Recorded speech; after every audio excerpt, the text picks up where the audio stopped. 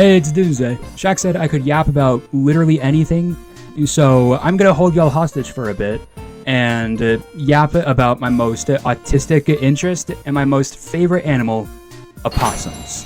I'll spend the duration of this presentation talking about opossums, mostly just dispelling rumors and common myths and misconceptions about them. Now, don't try to be a hero, because need I remind you, this is still a hostage situation.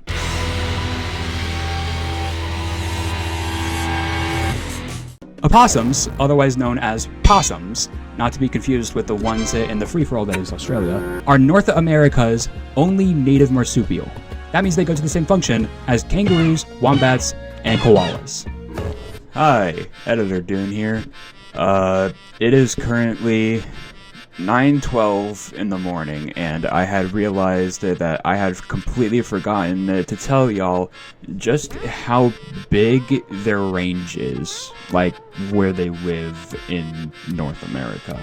This right here is their range, stretching from the southernmost points of Ontario, Canada, all the way down to the sandy beaches of Costa Rica.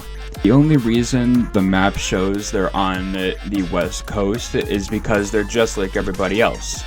Tourists. Fun little bonus fact. The opossums that live more around the Central America area look different than the ones further up north, having more sandy colored coats, a more pronounced widow's peak than their Virginian counterparts. They've remained mostly unchanged since circa 65 million years BCE. After all, how else can one possibly improve on perfection?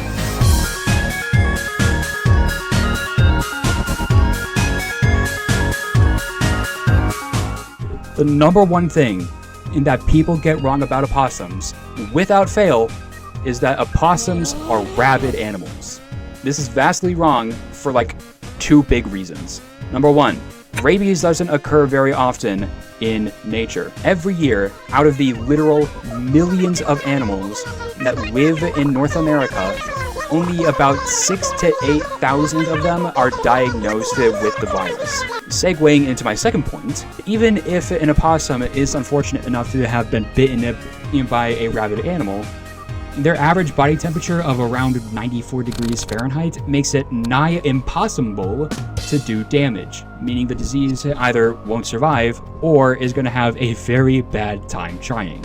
Side note, if you do get bitten by an opossum or any other animal because you gave the animal a reason to hurt you, get to the nearest hospital and get a rabies shot as soon as possible. You're always better safe than sorry. Number two, a very common misconception about opossums is that they eat 5,000 ticks in a single season. Whatever that means. And this is a misconception that you can thank in the National Wildlife Federation for creating. SparkNotes version, it first started in 2009 with a study called, and forgive me for the nerd talk for a sec, hosts as ecological traps for the vectors of Lyme's disease in the Proceedings of the Royal Society Bee Journal.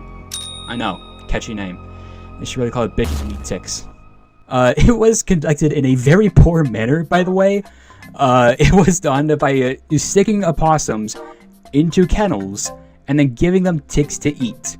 By the end of the experiment, the experimenters saw that there was little to any ticks in the opossum's kennel, assumed they ate them all, and then set them free without having checked their fur for ticks.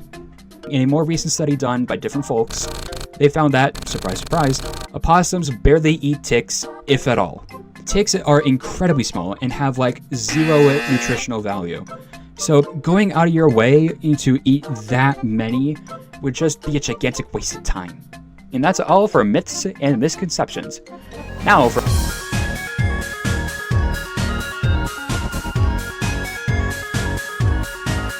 When opossums play dead, it's not just a neat party trick, it's far more than that. When opossums act like a body to psych out predators, they go through a process called thanatosis, which is basically a very convincing coma-like state. Opossums go the extra mile to sell the bit though.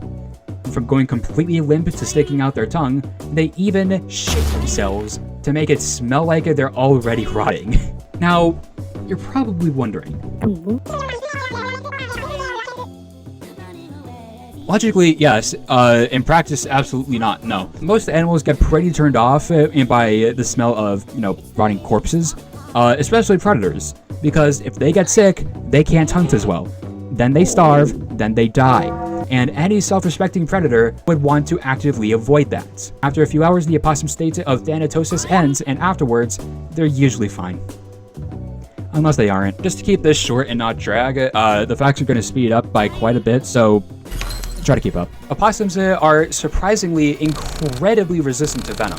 So much so that only potent venom from the likes of king cobras can affect them.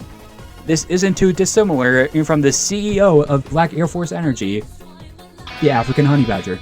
Opossums are also omnivores, meaning that they can and will eat anything that's edible and that they can also fit into their mouths. Fish, grub, berries, nuts, carrions, chips, fruit, veggies, you name it, sister. Despite having a brain that is 5 times smaller than a raccoon's, opossums are surprisingly intelligent. More often than not, they outperform rats, cats, and even dogs in memory and maze-solving tests. Unfortunately, the big man upstairs needed to make sure that opossums wouldn't be overpowered and dominate the world, so he had to nerf it into the ground by giving it a lifespan of 4 years, even while living in captivity. For shame. Your force and spies how many individual we have.